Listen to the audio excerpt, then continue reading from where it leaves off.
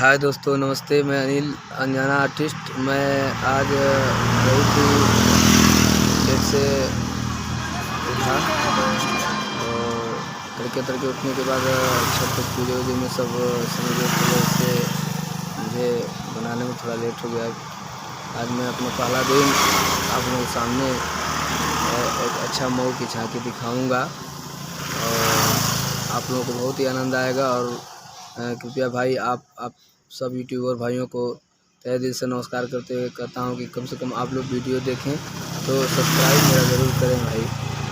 आप ही लोग सब कुछ हमारे हैं। धन्यवाद। कि गाय घाट स्थान पे भाई भक्त से मंदिर अभी तो ये दोस्तों आगे के मंदिर का सब दृश्य है। ये बड़ा जो गुफा टाइप का मंदिर जो बना है उसको मैं दिखाऊंगा तो आप देखते ही रह जाएंगे। तो कृपया आप तीसरे स्टेप में बने रहिएगा। और यहाँ पे इतना बढ़िया कॉम्बिनेशन है नदियों का कि उसी के सोच से मंदिर है, देखने में बड़ा ही अच्छा लगता है।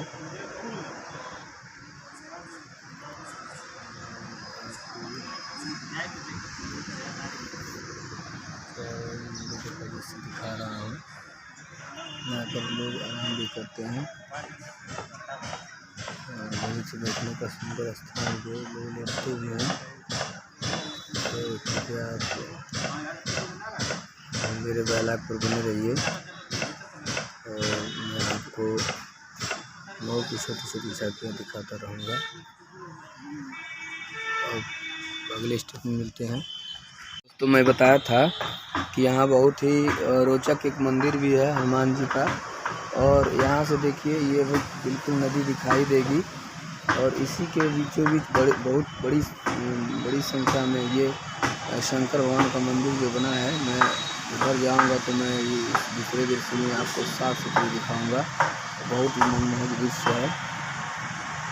और ये ठीक मऊ जो घोसी और कोपा को जो रास्ता जा रहा है बनिया मोड़ से ठीक सीधे बाईपास रोड मऊ में जाने के लिए कटा है। ठीक इसी रोड पे ये मंदिर है और ये मंदिर बहुत ही रोचकपूर्ण है। यहाँ पर ये बजरंगबली की मंदिर है और बहुत ही सुंदर ये हनुमान जी की मूर्ति है। देखिए कुछ प्रोग्राम है क्या भैया? हाँ, अच्छा रोज होता है इस दिन? हर सोमवार को 3 बजे से होगा। नहीं, अब तो बैठ जाना चाहिए था भैया। त्योहार है ना। और तो हाँ ये सही कह रहे हैं, इसी में सब हम भी लेट हो गए यार। 24 घंटा 36 घंटा और व्रत रहती है। नहीं सही है। बहुत कठिन व्रत है ये, समझ जाइए कि कराना पड़ता है। हमको लग रहा है भैया कि यही जो छठ व्रत है बहुत कठिन। हाँ, ये होता है जुतिया और छठ। जुतिया से हार्ड ये पड़ता है। नहीं तो दोनों एक समान हो जाते हैं। हाँ जी। जुतिया में भी आपको 24 घंटा बिना पानी कराना है। अच्छा। और इसमें भी बिना 24 घंटा बिना पानी कराना है। हम लोग के बस का नहीं है। इसीलिए देवी कही जाती है। जी। तो